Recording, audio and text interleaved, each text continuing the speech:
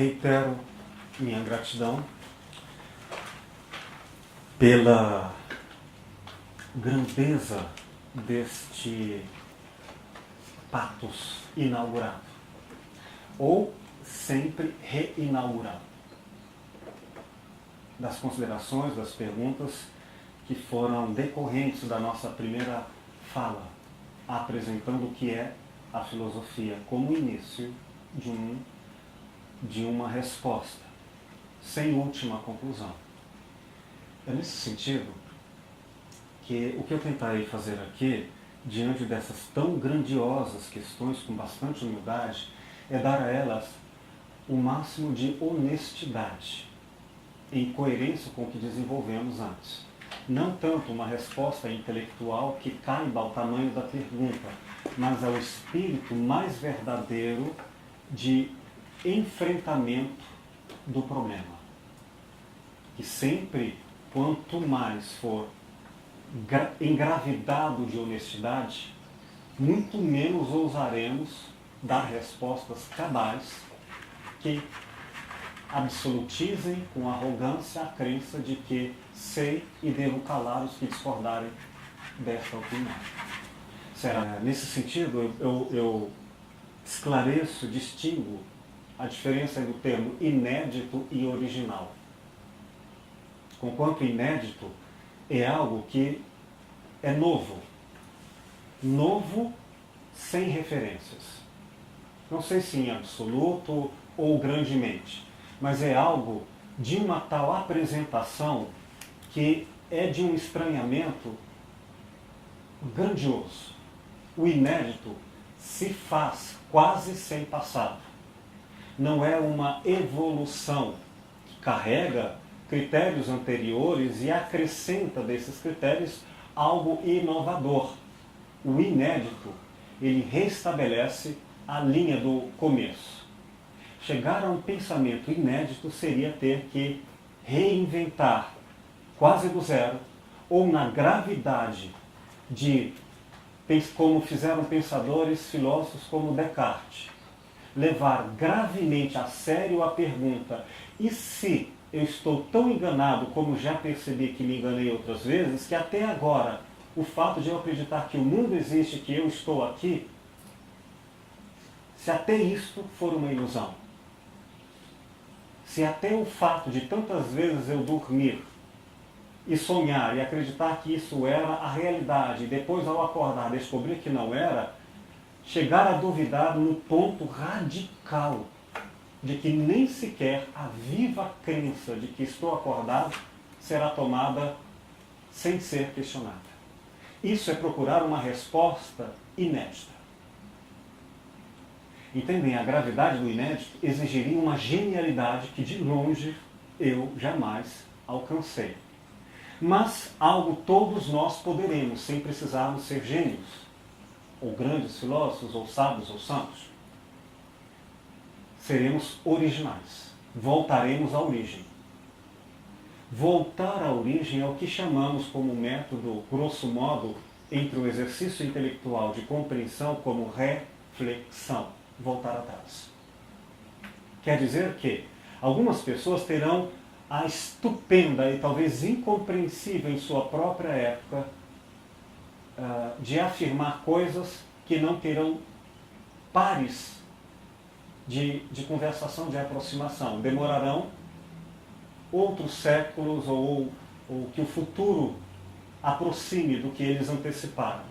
Mas cada um de nós pode, e mais facilmente, não menos sacrificante, aprender com os erros, perceber que não era aquilo que eu pensava, e ainda que eu não descubra a verdade, o não saber o que parecia ser já é um ato de originalidade, porque volta à origem. Entendem? O inédito pode afirmar algo absolutamente novo. Já o original será sempre a destituição do equívoco, das aparências, ainda que verdadeiras, porém superficiais, para algo mais profundo. Original é o papel do filósofo. Inédito é a criação do pensamento, não apenas no sentido de racional, em termos de doutrina, mas de visão de realidade próprio dos extraordinários seres que bordejam o conceito de qualificado de ser humano. Parece até ser algo inumano, chegando inclusive a alguns filósofos como Nietzsche dizer que isso já esse ser com tal grandeza não comporta o título de humanidade. Ele está além do homem. Ou, como dizem tradições místicas, pela metáfora do mundo bastante imagético, substituindo as racionalidades analíticas, cheia de figurações pictóricas, usando a metáfora da luz, como que hoje chamamos de conhecimento, e as sombras de semelhante à ignorância, já que o mundo antigo, todo ele era profundamente imagético. Sensorial e imagético, antes de abstrato no sentido de pensamentos que não têm referência com o sensorial e as vivências instantâneas. E, no sentido então religioso, seriam também seres iluminados.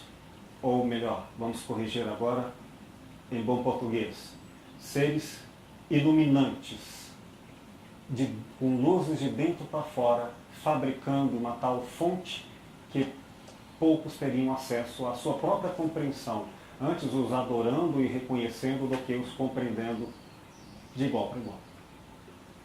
Nesse espaço vamos às considerações que foram tão ricas de vocês colocadas.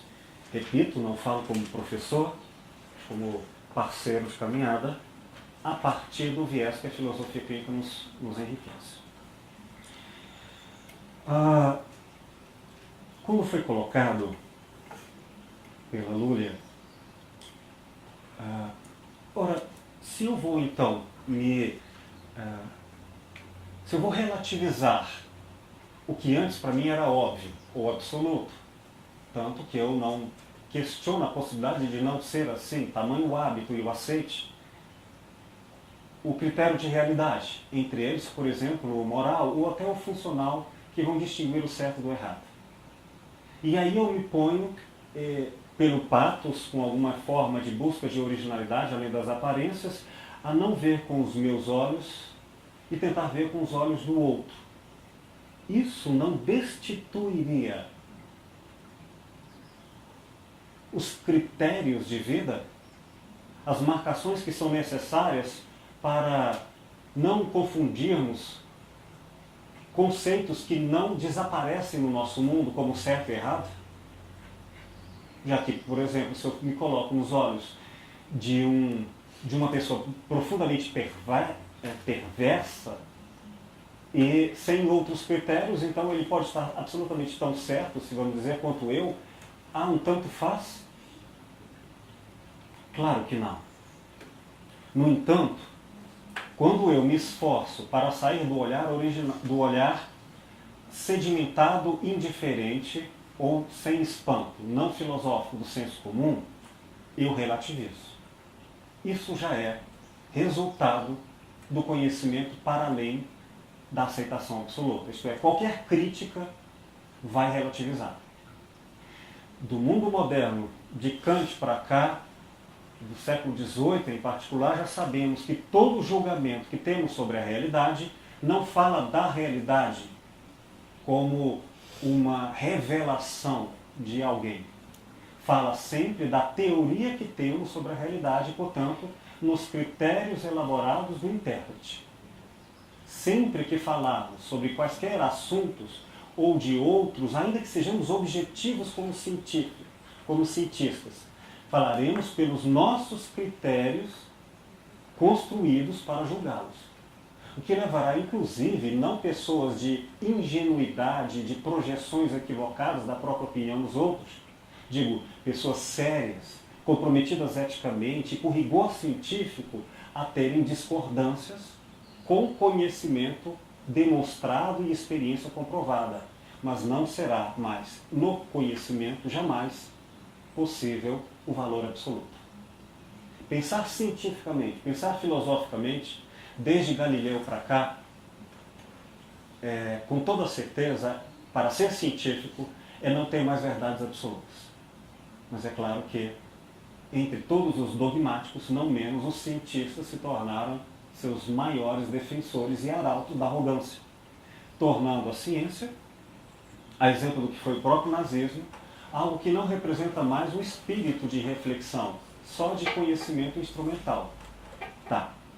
Então, já que vamos tratar dessas questões que agora são levantadas, resolvidas e aprofundadas com clareza o suficiente ao longo do tempo, eu vou apenas dizer que, toda vez que eu vou ao mundo de outro, buscando entender pelos critérios desse outro, isto é, sair de mim esse êxtase, este patos que duvida, eu não só encontro o outro, mas saio de mim.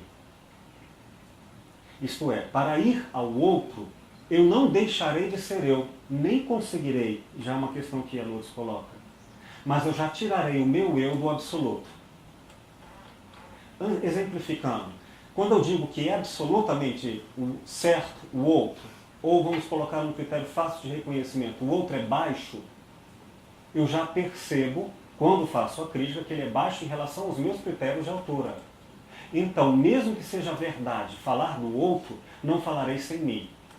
Daí que o outro, ainda que eu discorde, eu reconhecerei como um fenômeno autêntico, ou melhor, como um fenômeno que merece ser tratado em sua originalidade, concordando ou não. Daí que ir ao mundo do outro não é concordar com ele, não é critério de aceite. Às vezes será um grau muito mais elevado de discordância do que se eu não fosse ao mundo dele.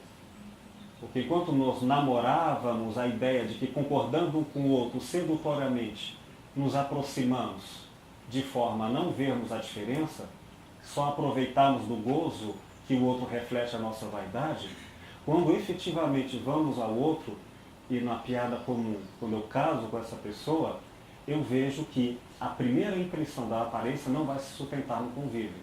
Seria obrigado pelo espanto a ver que a diferença é real. Mas não significa que eu vou concordar com ela.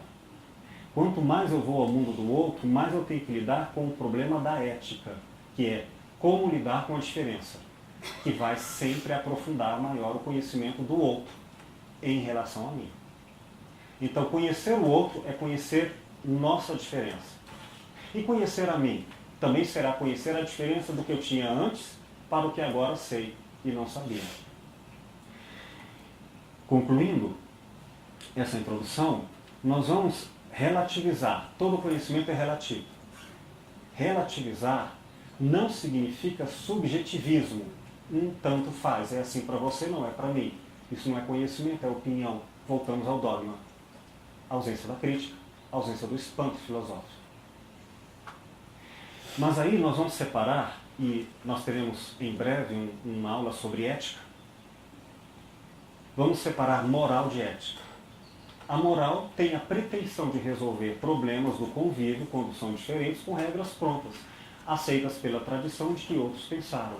A ética, embora relativa, ela assumirá a tarefa de dar conhecimento e prova e verificação racional para o que é um problema que não basta a boa-fé. Precisaremos sim de conhecimento e investigação. E aí, em filosofia clínica, eu não só respeitarei o outro em sua diferença, eu o conhecerei em confronto, em contraposto a mim, que estou diante dele, até para melhor perceber quem é ele, diferente de mim, e também a nossa época. E isso vai causar uma nova situação. Não é mais a primeira, ou você está certo ou estou errado, verdades de disputa, mas de ajustamento, nem sempre, lembrando aqui o que o Brandão falou sobre tragédia, conciliáveis. E aí, até adiantando um pouco que já foi colocado, sempre que o espanto surge, nós não teremos necessariamente uma resposta pacificadora diante da realidade. Personagens e pessoas como Marx vão implicar disso eu vou ter que morrer na luta contra, nem sempre de forma dialógica. Bom, Lourdes, quando você coloca, mas se o espanto é uma crise, E essa crise instaura um nível de desconstrução, que significa a destituição da comodidade. Será que isso não vai nos tornar sempre cansados? Esse êxtase permanente não vai nos tornar muito infelizes diante da perda da anestesia da alienação, em que eu não mais sorrirei com a facilidade de quem está lúcido para um problema que não mais se esconde aos meus olhos?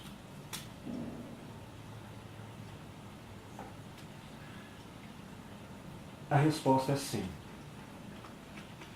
Mas não significa que não haverá felicidade. É que o conceito de felicidade ou de gozo ou coisa parecida vai ser redefinida em outra instância, provavelmente pouco conhecida para quem não faz a reflexão. Por exemplo, Madre Teresa feliz, eu posso dizer o termo dissociado do prazer, quando exercitava o passar fome, jejum, que é um ritual religioso de muitos, como isso aqui entra um submodo, um exercício prático filosófico para acordar a consciência diante do óbvio. É um exercício filosófico para entender os que não têm fome.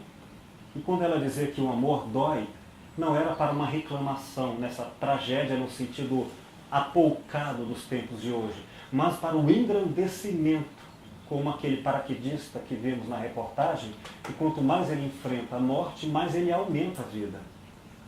Também se assemelha, por enquanto, eu uso essa analogia, como alguém que começa, feito criança, por preconceito, numa sociedade que levanta o açúcar como a fabricação da comodidade do sabor, diferente daquela criança da roça que come o jiló sem estranhamento, que é possível desenvolver, como eu fiz, o não gostar de jiló para o gostar de jiló.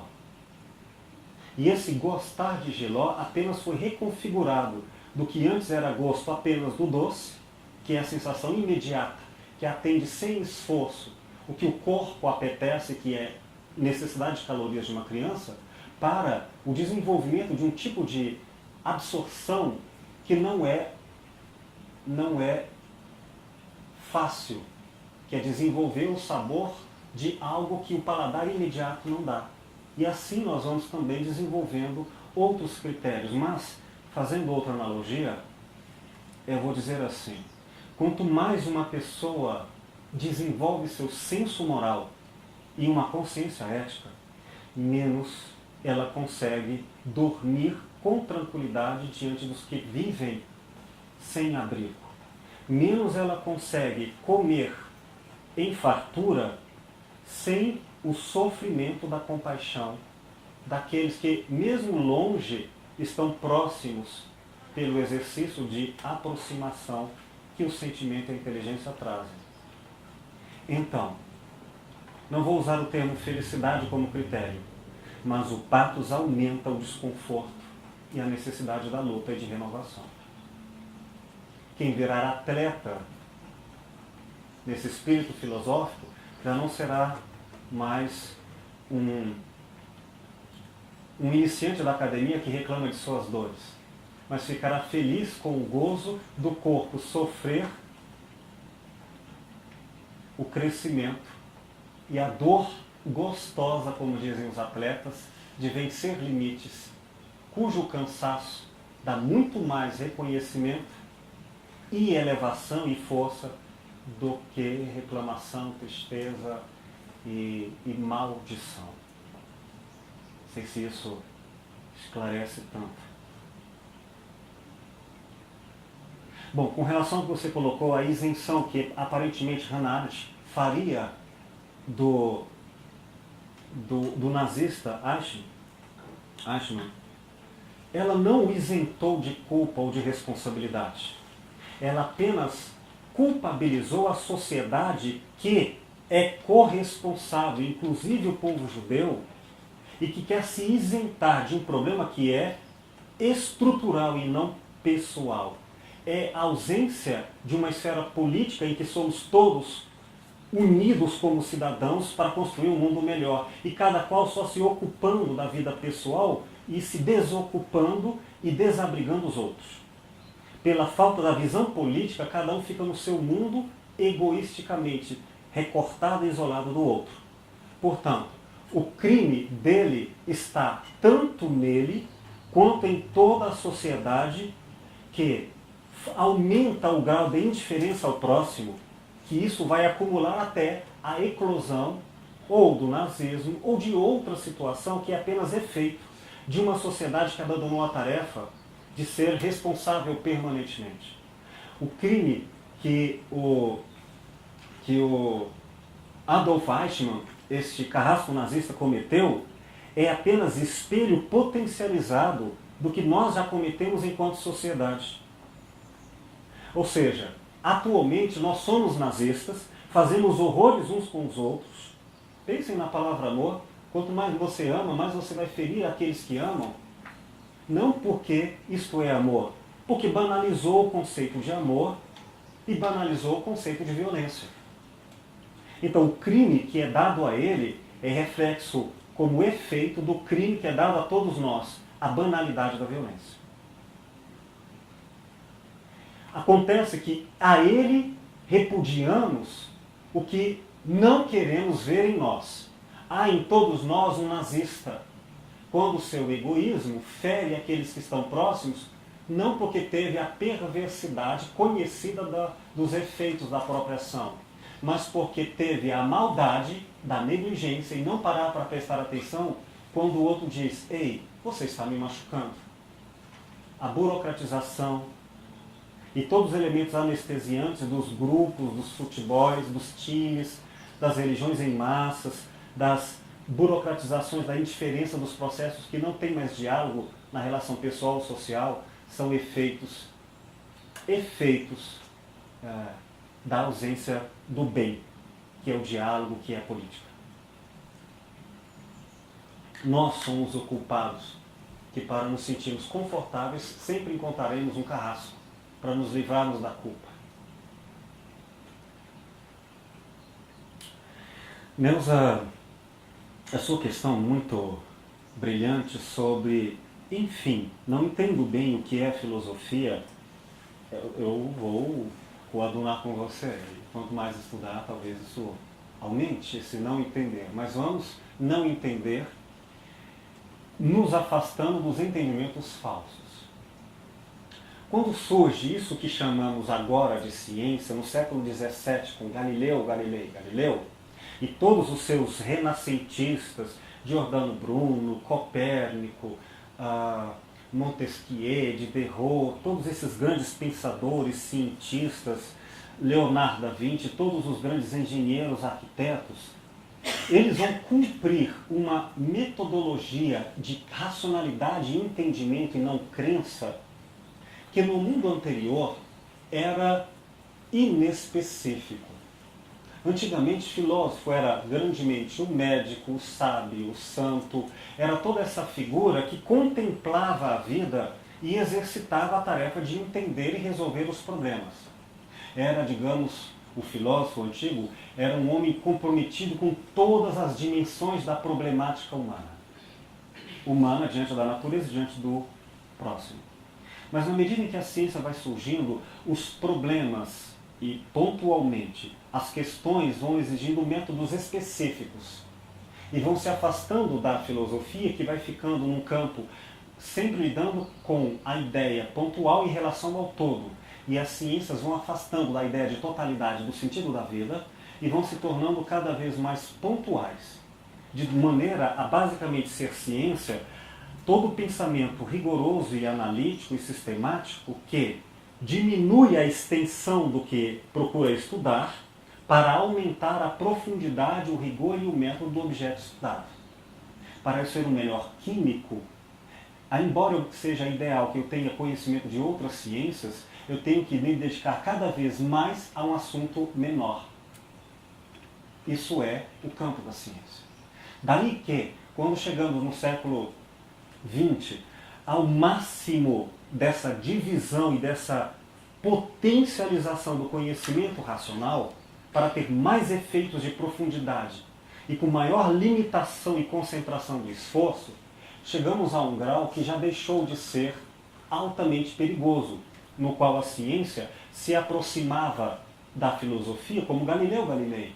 Quando ele reflete sobre o Sol, a Terra, ele alterou não apenas uma questão cosmogônica, ele alterou um conhecimento que afetava o papado, o conceito de ser humano, o conceito de realidade, tudo foi, portanto, era um cientista, filósofo, uma forma de, através da geometria, atingir uma mudança de sociedade como visão de mundo.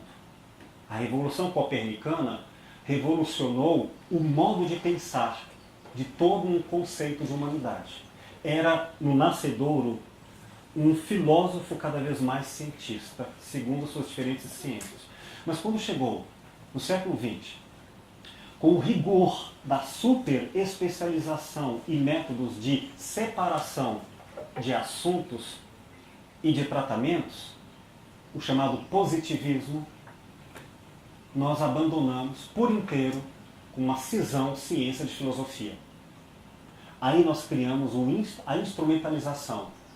É o momento que repercute o máximo do pensamento do que antes eu disse, isto é, capacidade de transformar a realidade com menos esforço, com mais eficiência, mas menos reflexão. O cientista se transformou em uma arma, muito mais do que uma pessoa que porta essa arma. Chegando ao ponto de Albert Einstein, por exemplo, entender que a ciência não é neutra e ter que pôr um freio nessa crença de neutralidade positivista da ciência, como se competisse aos cientistas apenas a tarefa de produzir saber, e aos filósofos, aos doutos, aos políticos, de fazer alguma coisa com esse conhecimento. Isto é, eu faço a faca. Quem vai usar a faca é que vai ser bom ou mal. Pois Einstein recupera isso e diz, não, como cientista eu tenho que ser filósofo. Recuperar as bases do nascedouro da filosofia e antes do nascimento da filosofia, da ciência que é a filosofia. Eu não vou produzir nem a faca, porque eu sei que ela está comprometida com a visão instrumental e não refletida e não filosófica da nossa época. Ele recusou a fissão nuclear, já sabendo. Conseguiu fugir da Alemanha no nascimento do nazismo, no crescimento do nazismo para a Suíça e de lá para os Estados Unidos. Mas, ainda enquanto ele criou a teoria da relatividade, não era um homem, eu estou dando um exemplo, que eu cito nesta minha obra Escuta e o Silêncio, por uma das entrevistas de Leonardo Boff, que ouviremos daqui a pouquinho uma de suas falas. Ele ainda não tinha acordado a grandeza e a necessidade radical, assustadora, profundamente transformadora do que é ser filosófico. Embora tivesse esse espírito de boa fé, vamos chamar por enquanto assim. Até que ele teve um encontro com um grande sábio, vindo da Índia, do Oriente, chamado Krishnamurti, que percorreu do Oriente para o Ocidente, fez grande sucesso em suas palestras sobre a busca no eu essencial, destituindo até num estranhamento religioso o conceito de Deus, que para nós se transformou a projeção antropomórfica de um ser que no fundo é um grande ser humano, que age como humano, igual os gregos fizeram dos deuses, no fundo são gente poderosa, destituiu esse Deus e colocou algo que ele chamou de a presença. Não o ser presente, mas a presença. Como quem perguntasse, não mais quem é Deus, mas o que é Deus. E, sem entrar em Krishnamurti, outro grande filósofo de nossa época, por outras bases que não as gregas, mas também um grande lógico, Krishnamurti fez uma pergunta a Einstein. Uma pergunta filosófica. O que quer dizer isso? Uma pergunta chocante, que não dá mais nenhuma resposta. Ela vai alterar, se ela for alcançada, ela vai desconstruir, ela vai causar uma tal perplexidade que pensar é o mesmo que, como ser pensante, mudar tudo. E se muda uma pessoa pequena, muda o seu entorno. Agora, o que é mudar uma pessoa grande? Gandhi já nos lembrava que quando um só homem alcança a iluminação, ele ilumina milhares. Pois a consciência é interdimensionada, interligada. A pergunta foi essa. Em que a sua teoria da relatividade ajuda a diminuir o sofrimento humano? Einstein, sabe o que ele respondeu? Nada. Ele não havia pensado nisso. Ele não sabia o que isso queria dizer.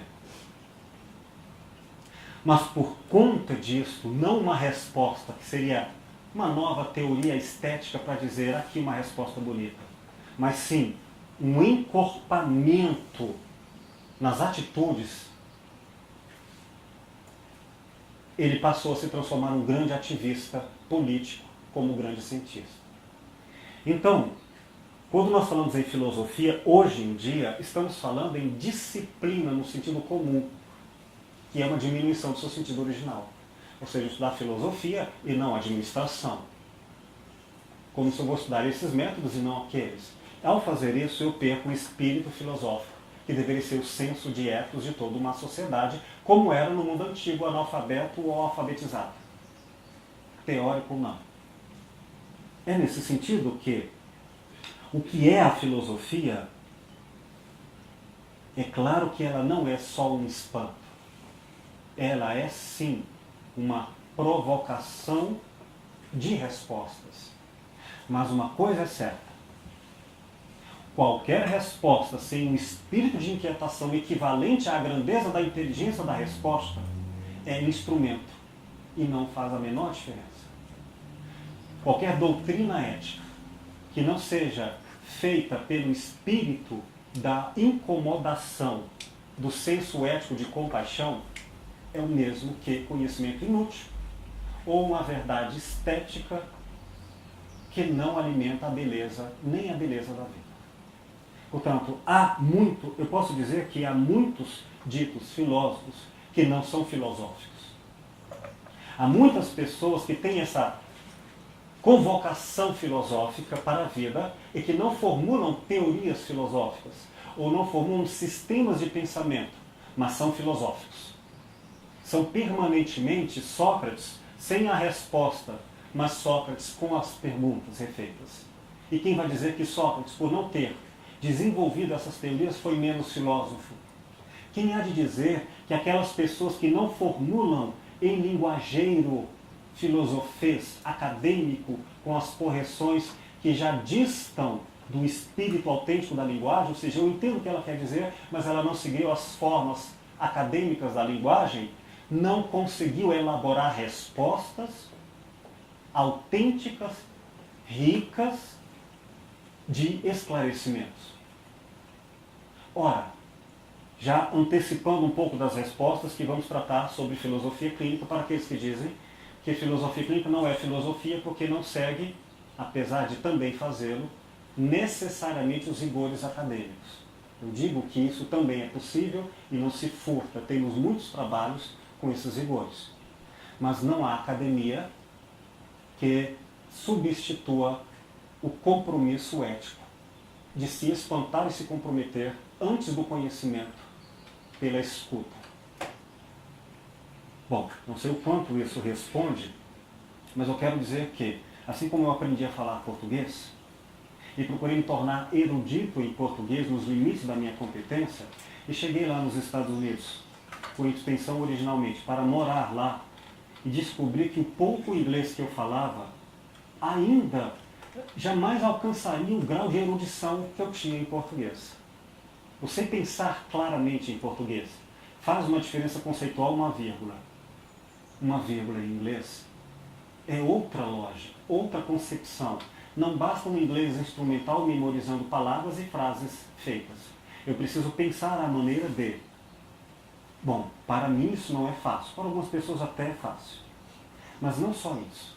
Depois de eu me tornar, que exigiria para mim alguns anos de aprendizagem, uma pessoa com conhecimento coloquial em inglês, eu teria que me tornar um erudito na língua inglesa para dar conta das sutilezas da interpretação semântica, a hermenêutica, fenomenológica, métodos que nós vamos aprender durante o curso, na clínica. Entender sutilezas. E ainda teria que fazer o mesmo no nível acadêmico.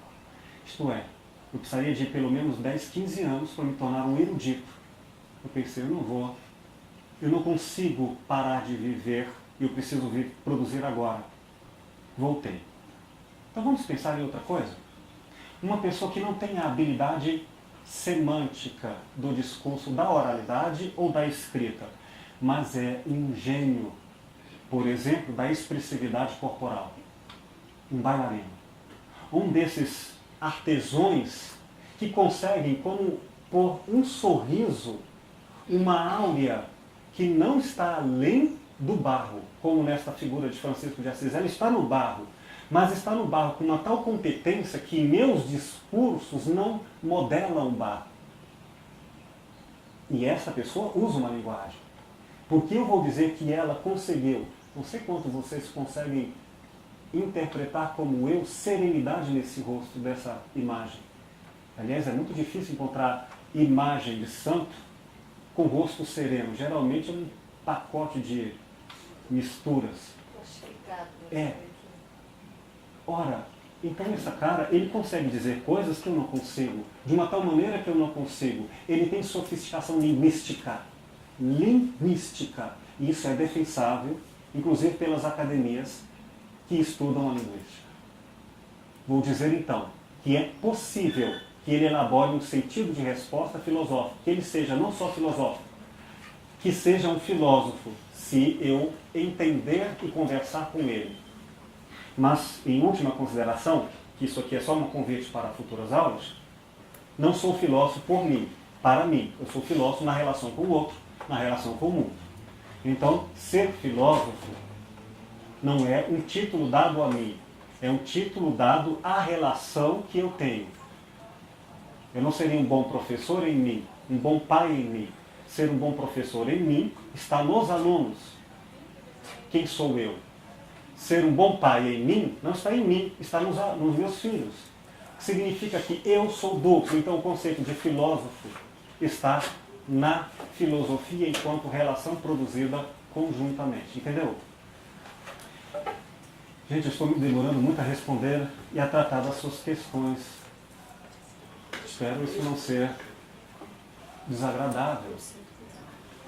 Mas estou tentando um diálogo que não desrespeite a grandeza das questões que vocês colocam e ainda assim só apresentando, como é a aula de hoje, uma inauguração dessas temáticas. Vamos a outra questão que a Titi colocou. Até que ponto, Maria Cristina, pardon, até que ponto terei que me abster de ouvir o outro indivíduo, outra cultura, né? Agora se fala tanto no Islã. Será que eu vou ter que, para ouvir o outro, deixar de ser eu? Se o fizesse, sequer ouviria o outro. Eu me calaria e o outro substituiria a minha capacidade de ouvir. Ele falaria por mim, que é o caso da repetição dogmática. Ou seja, aqueles que repetem o outro sem sequer terem entendimento do outro. Nem sequer foram ao mundo do outro, porque sequer saíram de si para ir lá. Nem estiveram originalmente no próprio lugar. Ora, então significa que eu só posso ir ao outro, não se antes, mas se concomitantemente eu for ao meu mundo. Que é mais ou menos assim. Você fala que gosta, ou melhor, vou falar uma coisa dessas que me causa espanto. De vez em quando eu ouço isso e eu não entendo. A pessoa fala e você me dissesse, Will, eu não gosto de chocolate. Isso reverbera em mim que amo chocolate. Então, é estranho o não sou eu, porque sou eu. Eu só entendo que é não gostar de chocolate porque tenho como referência o gostar de chocolate. Quando nós compomos nossa aproximação, isto é, nós, isso não torna o conceito de relação plural de eu. No fundo, não sou eu calando você, não é você me substituindo. Nós é o aumento da nossa diferença e, se competentemente, a maior capacidade de convivência com a diferença. Quanto mais eu vou ao outro, é que eu descobrirei quem sou eu na relação com ele. Então eu não sou calmo em mim, eu sou calmo em relação a. Daí que eu sou calmo com esta pessoa e sou nervoso com aquela. E ambas serão verdades, porque eu não sou calmo em mim. Nossa relação é calma. Então imagina que vocês que ficar magoado não é culpar o outro da acusação. É entrar em cumplicidade no ato de culpar a minha falta de perdão e de compreensão da ofensa recebida. Sempre o eu será nós, mas todo nós não é a ausência da diferença. No entanto, quando eu vou ao mundo da diferença, a diferença pode alterar tanto o que eu supunha ser igual, que eu posso não dar conta disso. Talvez seja a hora de recuar. Fazer filosofia não é para qualquer um. É para aqueles que assumem a coragem e os desafios de não ser um egoísta entre aqueles que não aceitam mais o egoísmo. Mas aqueles que vivem na religião do próprio eu se reúnem e todos concordam consigo e não está tudo bem. É porque não convivem o bastante para estarem juntos. Só o superficial para não aprofundarem as diferenças. Então a filosofia causa, como disse a Titi, a Lourdinha, conflito. Mas isso não é isolamento. Porque às vezes o outro vai se afastar de mim porque eu reconheço a sua diferença, que até foi mascarada. Mas não ficarei isolado. Ele é que vai se isolar de mim. Mas eu estarei com ele e ele não comigo. Porque eu terei conhecimento dele e ele não terá conhecimento de mim. Porque o medo da diferença o afastou. Porque o espanto que o conhecimento traz, ou o conhecimento que revela o espanto, que também provoca novos espantos, exige fazer do conhecimento o conhecedor, do espanto o espantar-se. Nesse sentido, pensar, fazer filosofia, repito, é altamente transformador. Evaldo, você pediu algumas considerações que distinguissem o óbvio do dogma. Obrigado, querido. É verdade que não é possível tradição sem passividade. Perdão, é possível, mas não é desejável. Né? Qual é a ideia? A tradição é o ganhar gratuitamente toda a cultura previamente desenvolvida. E isso eu não tenho que fazer esforço nenhum. Eu tenho, cada um de vocês, uma criança de 4 anos, tem mais conhecimento do que Sócrates tinha na sua época. Basta pegar um celular. No mínimo, Sócrates não tinha a menor ideia da diferença entre o Sol girar em torno da Terra ou o inverso. Você nasceu, já vê um desenho animado, já tem tudo isso pronto. Mas junto com a grandeza veio também a aparência. Então nós temos que fazer o filtro.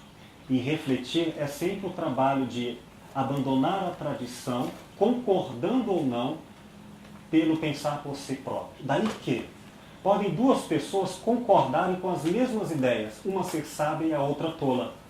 Porque uma entende e a outra repete. Se uma repete, ela ainda pode não distinguir o certo do errado e não ser coerente com a autenticidade de si mesmo e sofrer muito porque não percebe os erros que comete, subjetivos e sociais. Mas a sabedoria da reflexão filosófica me coloca diante da realidade. Eu só sei quando reconheço que posso estar errado, ou se estiver certo é pouco demais diante do infinito, que é a ausência da passividade. Mas vamos lá, nem todo óbvio é dogma. Obviedade significa a aceitação instantânea e intuitiva da vida. Mas óbvio é diferente de automatismo. Não, óbvio é diferente de instinto. O cachorro é instintivo, não é óbvio. Porque ele não tem a opção de não pensar. A obviedade é quando eu não penso enquanto isso me convém. Mais ou menos assim. Os que aprenderam a dirigir e passar marcha já não pensam, mas enquanto passam marcha. Mas se precisarem, assumem o controle e fazem escolhas. Então, o não pensar, que é esse estado inconsciente da obviedade, não é ausência de reflexão, porque ela está atenta, que é o patos, o espanto. Eu estou atento. Não cair no erro cometido da robotização, do automatismo, que Hannah Arendt atribuiu à banalização, que é o mal. Então, quando o óbvio se torna dogma, facilmente. Tão facilmente que eu posso dizer quando ele não se tornou, mas não posso dizer quando ele se tornou. É aquele teste médico farmacêutico do falso positivo. Eu não sei quando o resultado certo de fato é certo, mas eu já tenho certeza quando deu errado e parecia ser certo. Curioso, né? O erro vai nos ensinar mais do que a convicção do acerto. Então, é preciso não saber para ser filósofo, mesmo que tenha muito conhecimento. É preciso ser um sábio para não saber como Sócrates. E para ser filósofo clínico, quando a outra pessoa nos fala algo e eu vou tentar compreender o mundo dela para ajudá-la a ver em novas perspectivas, reorientando-se com mais riqueza do que possuía no momento de dor, já que a dor não nos deixa pensar quase sempre na vida como um todo, e a dor costuma atrair para si de forma reducionista a consciência da totalidade da vida. E quem duvidar que dê uma martelada no dedão do pé, e vamos ver se vai pensar nos problemas da vida em geral. Pois bem, então é necessário que eu sempre cause uma espécie de, não dor ou sofrimento, mas algo de espanto. Está tudo bem, mas o que está acontecendo que eu não estou vendo? O que eu estou fazendo de errado ou de certo sem saber? Vou dar um exemplo disso. A Vanessa, doutora aqui, neurologista, poderia explicar o que eu não saberia tecnicamente, mas vamos lá. Descer uma escada ou subir uma escada é algo simples, é óbvio, para nós. Transforme isso em movimentação mecânica que nós podemos fazer na robotização. E você vai ver quantos cálculos serão necessários para fazer uma coisa tão óbvia quanto articular um corpo e descer uma escada. Imagina fazer isso conversando com outra pessoa, dançando música, e nem se dando conta mais que desceu ou subiu uma escada. Muitos cálculos, aqui eu falo em nível matemático, não é impreciso. Em que o cérebro, e aí não vou dizer a pessoa, eu vou desidentificar o ato vegetativo, mecânico, do corpo, do estado de consciência e escolha de valor, que eu digo sou eu. É mecânico. O cérebro vai encontrar marcações de padrão, tempo e espaço, vai fazer cálculos, e são cálculos matemáticos. Eles não são, chamamos de intuitivo porque eles não passam pela matematização demonstrada, mas pela matematização demonstrada nós tentamos alcançar o que o cérebro faz de forma precisa. É tão precisa que é algo matematicamente espantoso que somos capazes de fazer. Então, mas o líquido do labirinto, que controlando entre o que o movimento da cabeça faz por esse líquido para ter a noção em paralelo de 90 graus com o chão do que é reto, mas as marcações, isso em outras aulas vamos aprofundar essas demandas, esses conhecimentos para entender o outro, inclusive nos seus processos cerebrais, estudos de neurociências, nós veremos que isso é óbvio. Andar, descer uma escada é óbvio. Que bom! Não preste atenção de qualquer jeito e vai ver que o óbvio facilmente vira dogma. E vai acontecer, não sei se já aconteceu com você, você está descendo uma escada, de repente acredita que tem mais uma escada, um degrau, e não tem. E tem uma espécie de estranhamento de abaixar o pé, não precisando, ou de não levantar o pé, porque caiu no dogma. E aí aconteceu de não mais ser cerebral, prestar atenção, substituir o corpo e a competência do cérebro para essa função pelo pensamento abstrato, como se eu agisse e calculasse pelo cérebro. Não dá conta. Vai fazer errado. Deixa que o corpo sabe. Melhor do que o cálculo. Entendeu? Carlos Brandão, sobre a tragédia. Teremos uma aula específica para tratar sobre isso, ao dizer que a filosofia clínica é trágica na terapia. Ela não vai pretender, portanto, a cura, a patologia, ela não vai trabalhar com marcações estabelecidas pelas ciências médicas ou psicológicas, com teorias da personalidade antepostas, porque eu vou lidar com o único, com o inaugural, no nível filosófico. Não apenas eu vejo essa pessoa e eu a respeito com carinho. Eu tenho que pensar de tal forma que ninguém mais em todo o planeta Terra, o Júpiter, pensa igual a ela. Eu não conseguirei substituí-la, nem devo desocupá-la. Mas eu tentarei, como um oculista, entender a visão de mundo dela com tal competência que eu me aproximarei e até anteciparei os olhos dela, vendo como ela, sentindo como ela e me alterando com isso, concordando ou não, porque eu manterei ou não minha originalidade, mas eu tentarei, eu saberei das nossas diferenças. Aí entra o elemento trágico. O trágico no sentido minorado, senso comum, da modernidade para cá, recusa a morte, recusa o inevitável, recusa tudo. Aí, dizer que isso é trágico é dizer a vida me magoou. É projetar no mundo e nos outros a má fé de não entender que temos limites, que não somos deuses. Vamos até fabricar desenhos animados com super-heróis que nunca morrem, porque eles não têm tragédia. Nunca morrem. Tem uma obra que sugiro a vocês a leitura, não é em filosofia clínica, ela percorre o viés da psicanálise, claro, faria várias considerações e críticas, mas o fundamental dela, da obra de Ernest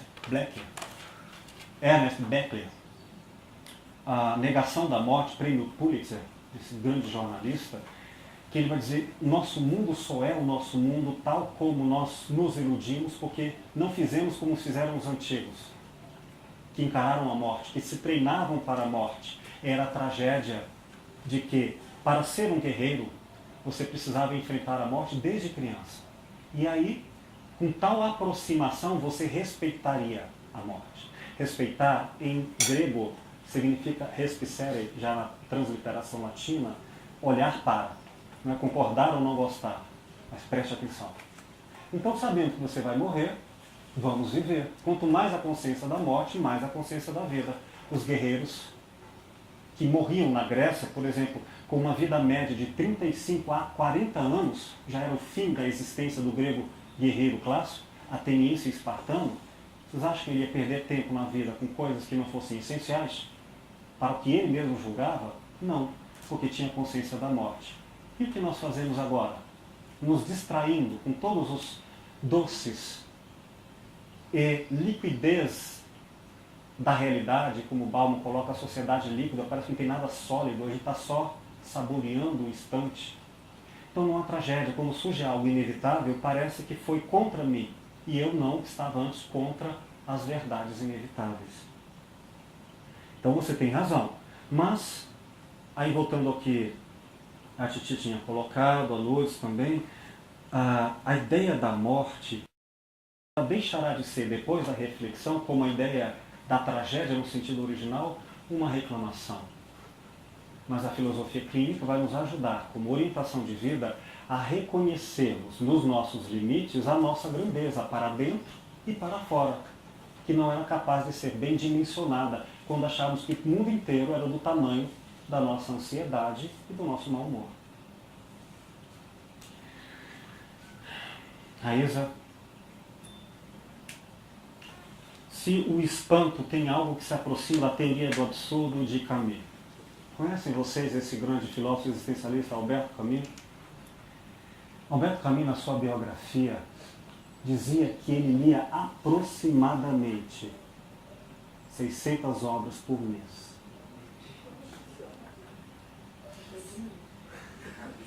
Este homem é absurdo, não é? Mas existem pessoas com essa genialidade. Fazem uma leitura e não esquecem. O professor Lúcio Pater, criador da filosofia clínica, tem essa memória. Eu já pus a amostra. Claro, sou curioso, hoje eu já não faço mais isso, seria deselegante. Mas ele é capaz de ler, e ele lê 600 páginas em meia hora. Em diferentes línguas que ele é fluente. E uma vez ele falando sobre coisas, isso lá, no final da década de 90, quando eu estudava filosofia clínica com ele, há mais de 16 anos, eu pus à prova. Onde Kant disse isso? Ele me citou página, parágrafo e qual a edição que ele usava como referência. E ele já leu também em alemão. Poderia fazer comparações como faz, já que fluentemente ele fala alemão, francês e várias línguas. No entanto, se vocês forem conversar com ele, ele parece um homem tão simples que é capaz de ser igual a igual com um pedreiro, com um intelectual, em diferentes áreas. Outro que eu conheço assim, é um querido amigo, professor Weber Lima, que estará aqui em Goiânia no próximo Café Filosófico. O Weber, eu já pus esse desafio a ele também. Eu tinha acabado de comprar um livro, um clássico sobre neurologia e filosofia, O Eu e o Cérebro, de Ernst, prêmio Nobel de Medicina e prêmio Nobel e grandes filósofos de Karl Popper. Acabei de comprar o livro e fomos assistir um filme. E ele lá folheando. De repente, passa uma cena do filme e eu pergunto que coisa é essa? Ela fala, é simples. E cita alguma coisa do livro. Mas como assim? Está aqui, ó, na página tal, tal e tal. Já tinha memorizado o livro inteiro. Bom, isso aí é espanto. Eu sei, eu quero aquela pílula que a gente toma. Mas o Venvance não dá isso não, viu? Aquele filme, tem um filme que mostra isso, né? O Sem Limites, Limitless, que você toma uma pílula e vai lá. Mas vamos lá, Camus nasceu assim, espantoso. Ele fez algo original ao seu modo, mas não foi inédito, porque é da história da humanidade, a exemplo da reportagem que viram ali na Viviane Moser, e exemplo do que muito do que o Carlos Brandão colocou diante dessa tragédia. Considera também acerto e erro dele na mesma proporção, tão genial quanto equivocado, de quanto maior é um gigante, maiores também são seus tombos, ao considerar que isso é assim para todas as pessoas, desrespeitando o que a filosofia clínica jamais fará. Com toda a teoria, por mais elaborada e genial que seja, ela não pode substituir a escuta do que é para esta pessoa à minha frente. Minha teoria não me dará conhecimento sobre a pessoa que me dará conhecimento sobre a teoria a respeito dela. A pessoa vai me ajudar a rever as teorias da personalidade, e não as teorias da personalidade é que vão me dizer quem ele é. Nenhuma fala deve substituir a escuta. Entretanto, ela é rica de considerações como parâmetros de aproximação. É uma das verdades que existem. Quer dizer que a morte é o elemento mais fundamental que causaria esse espanto na vida. Não é. Só é assim para quem tem esse quesito da morte como marcação. Tem pessoas, ainda mais hoje, com tantos filmes aí de vida após a morte, gente que já saiu fora do corpo, gente que fala que reencarnou e dá toda essa testemunha viva. Tem gente a morrer, você está falando do corpo, isso dói, assusta. Mas a morte para mim não é isso que você está dizendo, não. O pressuposto para Camus, para toda essa originalidade do sentido da vida, é eu vou morrer. E não vai haver nada antes nem depois. Então é melhor que tome uma decisão. Olha o perigo dele. Ele escreve isso no Mito de Sísifo. A única questão filosófica, tão arrogância quanto genial, é o suicídio. A vida não tem sentido. Quando você morrer, vai desaparecer, você não vai nem para outro lugar. Então é simples, por que você não se mata? Olha, eu recomendo. Porque se você se matar, vai evitar pelo menos muito sofrimento que vai ter. No mínimo vai passar fome e frio. Se mata, vai. Mas eu não quero me morrer. Vai morrer. Mas eu não quero morrer agora. Então, você é obrigado a viver com o máximo de competência que isso lhe dará. Porque se viver poucamente, vai atrapalhar os outros e não vai entender a grandeza dos outros. Vai atrapalhar e será atrapalhado. Olha, se mate. Hã? Aí ele elabora a ideia do mito de Sísifo, que é um mito grego, os gregos eram sacanas, né? Que é a potencialização do pensamento humano em um ser poderoso, da maldade. Que é o seguinte, o homem seria condenado pelos deuses, porque ele fez algo que os deuses não gostaram, de carregar uma pedra gigantesca que representa um esforço humano, que nunca acaba, até o alto de uma montanha. E lá chegando, sem onde ampará-la, ela iria cair novamente e teria que de novo carregá-la até o alto. E isso nunca iria acontecer, porque ele teria como condenação a imortalidade. Imortalidade sem trabalho. Ou seja, se você for espírita, é como se você morresse, eu vi isso num filme, Os Fantasmas se Divertem, isso eu achei ótimo. É como se você morresse e fosse condenado, assim são os suicidas no filme, a virar funcionário público pela eternidade. Batendo carimbo lá.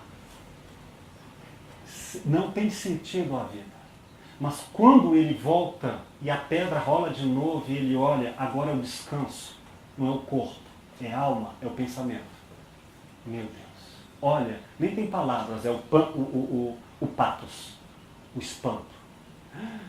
Antes da palavra, ele encarna a consciência e acha que o homem nasce da consciência dessa tragédia.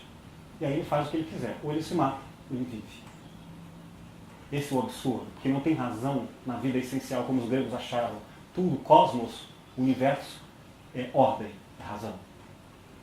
Bom, isso é assim para ele. Sim, querido. Essa morte também não é uma morte do espírito, não é só a morte física, mas ele também não fala de uma morte do espírito. É essencialmente a morte do espírito. Para querer viver, ter uma vitalidade.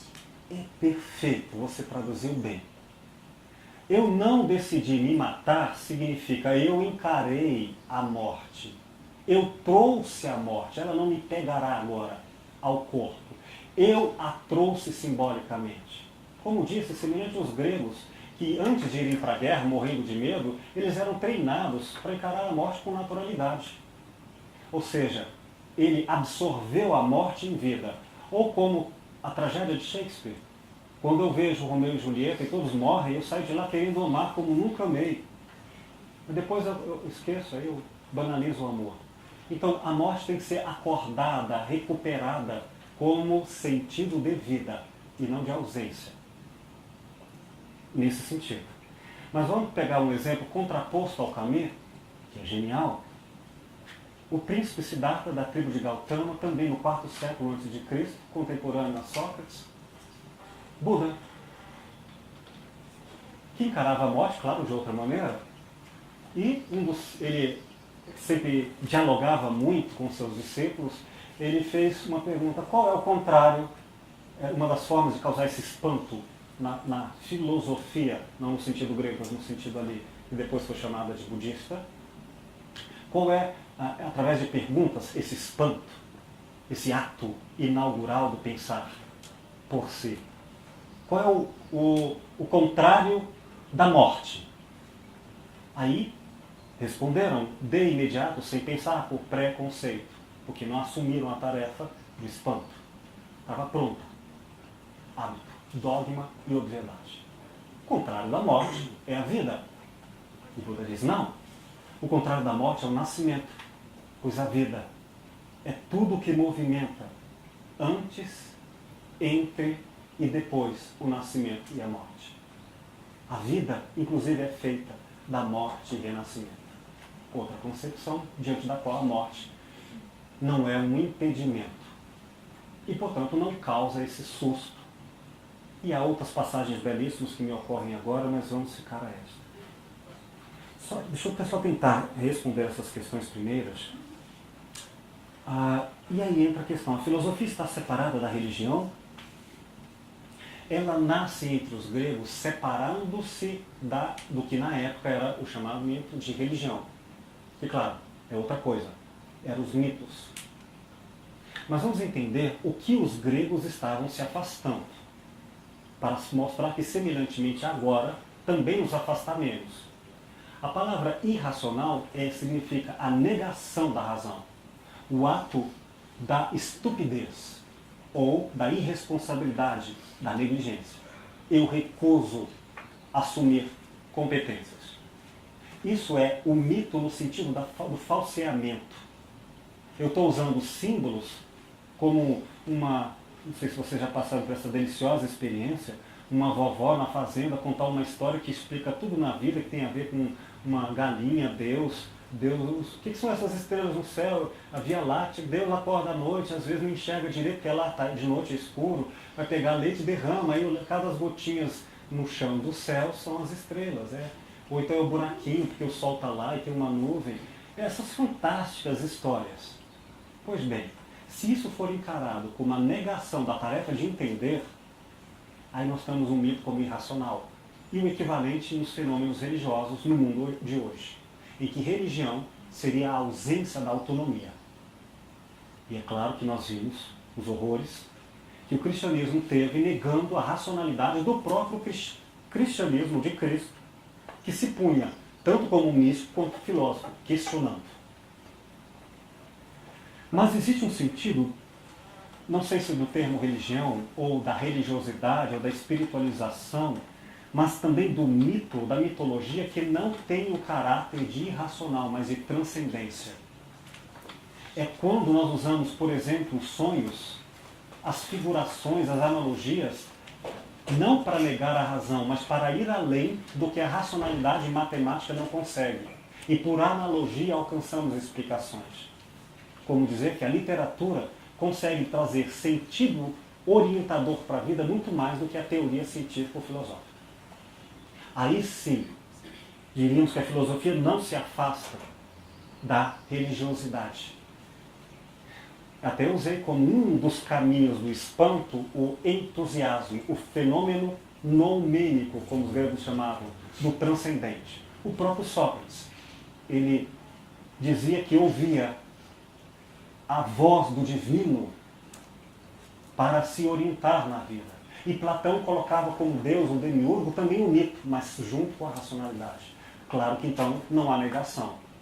E até se formos recuperar, não no sentido positivista, que filosofia é uma disciplina separada de outros saberes, grosso modo, ao mundo antigo e atualizado, não saberemos exatamente até que ponto uma coisa é racional, emocional, intuitiva, porque essa separação é só uma didática, não é real. Portanto, a filosofia é só um viés de reunião complexa da consciência quando questiona a vida. Não é feita só pela razão, imagina. Isso foi o que os modernistas fizeram, mas ela é um viés que, por meio da razão, associa todos os sentidos complexos da vida. Emoção, corpo, atitudes, valores. O espanto pode ser negativo no sentido de coibir e fechar para o conhecimento e a aprendizagem, não para o espanto, para a lucidez, nesse sentido a angústia, como um processo de frenagem e não de absorção e recuperação do movimento em novas direções? Pode. E é de fato pensando nisso que algumas pessoas, diante desse espanto, imediatamente bebem uma cachaça para não se espantarem mais. Na Alegoria da Caverna de Platão, conta a história de um homem que vivia iludido e depois por um filósofo que saiu da caverna e viu as coisas não pelas sombras, mas pela luz verdadeira da verdade, em tese, iluminado pela razão, a tocha dentro da caverna, ele volta à caverna e vai dizer aos outros, olha, tem uma coisa lá fora, mas você vai ter que se esforçar para alcançar por si mesmo. E chega ao ponto de dizer, o que você prefere? Olha o desafio. Você preferiria ser dos Perdão. Você preferiria ser, me aproximei do celular, que tem uma caixa de som, né? Dizia para Sócrates, você preferiria ser convite para o homem dentro da caverna, o filósofo para o leigo, o iluminado para todos nós. Você preferiria ser o maior entre os menores ou o menor entre os maiores? Aqueles que decidirem ser o menor entre os maiores vão seguir o filósofo. Vamos lá. E Sócrates se sentia assim, eu não sei de nada, eu quero aprender com quem sabe. Continuou. Uma grande maioria vai se espantar. A tragédia vai trazer, ela vai também confrontar desafios, mas escolherá, opa, eu prefiro ser o rei dentro da minha casa, lá eu que mando. O exemplo que ele usa é, que você preferiria ser? Você preferiria ser uma pessoa que lida com porcos com a charrua? Como um sábio? Ou preferiria ser, digamos, você ser um limpador de porcos entre os sábios? Ou você preferiria ser o líder dos heróis de Homero no meio daqueles que só têm vaidade e ilusão? Quem de nós vai dizer, pensando bem, eu quero ser Aquiles. Então, meu filho, para isso, como diz no filme Matrix, tome essa pílula, vá ver uns filmes de super-herói, sonhe com capas coloridas e imagine que vai dar tudo certo. Se alguma coisa der errado, os outros são os culpados. É possível. Eis que em filosofia clínica anunciaremos depois, autonomia não é sinônimo de autenticidade. Respeitar o outro, não vou explicar muito além disso pelo tempo, significará inclusive respeitar o direito de alienação como autêntico cuidado e carinho no seu modo de ser. Não obrigaremos as pessoas a encararem seus desatinos, suas vergonhas, suas faltas, como a própria consciência delas recusa, em nome de uma teoria da salvação ou de um racionalismo da perfeição estética que alguém poderia ter. Em filosofia clínica, nenhuma verdade é superior à bondade. Nenhuma teoria substitui a escuta e o acolhimento. Antes, é a ética que vai nos mostrar o que é o conhecimento. Nunca o conhecimento vai me dizer o que é certo. Pois se o outro disser, você errou, eu terei que refazer a minha teoria pela escuta. E entra a questão que o Léo colocou, e vou deixar gravado para a oportunidade de quando ele retornar e ver essa gravação. A curiosidade, tão aclamada por filósofos e por outros tantos, é este pathos? Claro que a resposta eu diria sim e não. Existe uma curiosidade do senso comum, que só quer ter mais do mesmo. Não é efetivamente radical e profunda no nível do desconforto.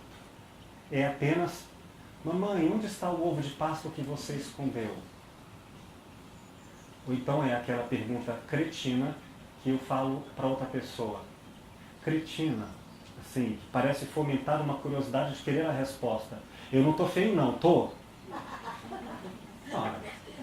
Melhor que então seja a curiosidade desconfortável, que não é tanto uma informação, a verdade, mas uma transformação do modo de ser. Então, a curiosidade pode ser um dos modos de ser autêntico, mas há outros. Pode ser o amor, pode ser o ódio. Não sei o que, pode ser o religioso, como disse, mas é algo impactante. E aí, qual é a linguagem que eu utilizarei para ir ao mundo do outro? Se esperar mais 19 meses, eu darei mais subsídios. E se quiser antecipar essa resposta, a leitura, a escuta e o silêncio, que eu procuro esclarecer toda essa metodologia com um estudo de caso. Eu só vou dar uma anunciação da resposta. É não usar a linguagem instrumental como uma coisa pronta para ir ao outro. Porque aí eu estarei não entrando ao outro, eu estarei invadindo o outro. O diálogo começa com a escuta e nunca termina com a fala. Assim, há palavras que escutam, que são aquelas que deve, por competência metodológica, o filósofo clínico dar conta em um momento da terapia. E os colegas que já tiveram em terapia comigo, ou com outros que alcançaram esse exercício de patos, com a metodologia precisa, vão dizer, como você sabe? Não é porque eu tenho uma teoria, é porque eu aprendi a pensar ao modo daquela pessoa. Não há telepatia, há escuta. Mas então, antes de eu ir lá, eu tenho que aprender as linguagens do outro.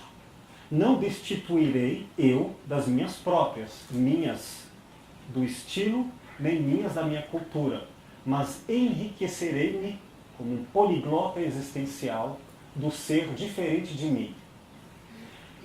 Vou responder didaticamente em 2 processos ou direções. Primeiro, que será a maior parte deste curso, é conhecer o modo como eu falo, como eu escuto, aquilo que me parece óbvio, para destituir-me do óbvio, para destituir-me do natural, do dogma. E se eu não fizer isso, qualquer outro que chegar será o jeito que eu quero que seja. Tá. Então, eu terei que não me silenciar no sentido de me amordaçar, deixar de ser eu para entender outro. Mas eu terei que perceber que há uma diferença entre o eu e o não eu. Então, como deixar que o não eu aconteça? Por hospitalidade. É a primeira resposta. Encontrar a linguagem da hospitalidade, que eu chamei de ética do cuidado. Tratar o outro como hóspede. Se eu for ao mundo do outro, não posso entrar, senão quando no convite, ele, por empatia, ou não, mas por convite me disser, por favor, venha aqui e me ajude. Eu vou lhe mostrar, eu digo, eu preciso conhecê-lo para ajudá-lo. Então, venha, eu lhe convido. E eu irei no limite da sua hospitalidade. Do outro, ir ao mundo do outro, e do outro vir ao meu mundo. Peraí, você não pode entrar aqui de qualquer jeito, porque eu também tenho limites e cômodos que não serão abertos. E são reservados à privacidade. Então a primeira resposta é uma linguagem que dê conta da hospitalidade. E resumirei ela assim. Como ter metodologicamente a competência disciplinar, rigorosa, com grandes metodologias que utilizaremos, metodologias filosóficas, a julgar o outro com o menor agendamento possível, com a menor intervenção possível, como não alterar a originalidade da fala do outro. Há toda uma linguagem, todo um método para falar sem me isentar e sem calar o outro. Essa é a primeira parte. Desenvolveremos essa inteligência da escuta. E a segunda parte, o outro me dirá. E o outro não me dirá sem um afeto, a amizade, sem a aproximação, que eu, dando a ele, é com ele a chegada. Com essas 2 aberturas, acredito que a resposta poderá ser dada. Não como teoria pronta, mas como aprendizagem constante. Que, grosso modo, chama isso de filosofia, ou ser filósofo, ou fazer filosofia.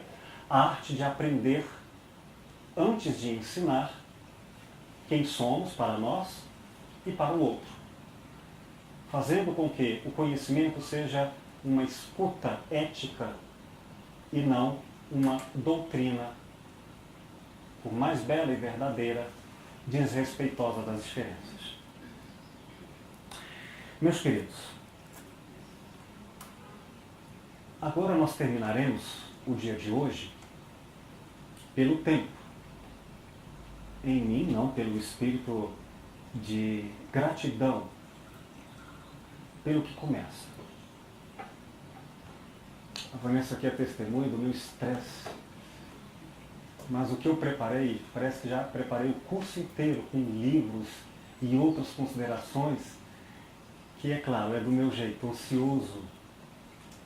Mas, como dizer, o tempo é trágico. Ele decide e não eu, quais os limites do diálogo.